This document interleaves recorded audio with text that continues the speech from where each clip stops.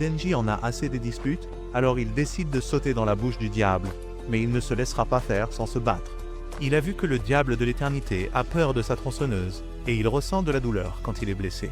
Donc, il prévoit de le déchirer de l'intérieur jusqu'à ce qu'il meure à cause de la douleur. Et dans le cas où il réussit, il veut que Emno n'oublie pas le baiser qu'elle lui a promis. Denji dit à Aki qu'il n'avait pas besoin de le protéger parce qu'il en a marre de devoir quelque chose à d'autres personnes, et s'ils s'en sortent, ils s'en quittent.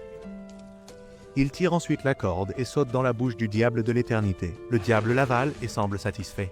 Mais ensuite, Denji déchire sa bouche en sortant en tant que Chainsaw Man. Il continue de déchirer le diable de l'éternité, qu'il attaque constamment malgré la douleur.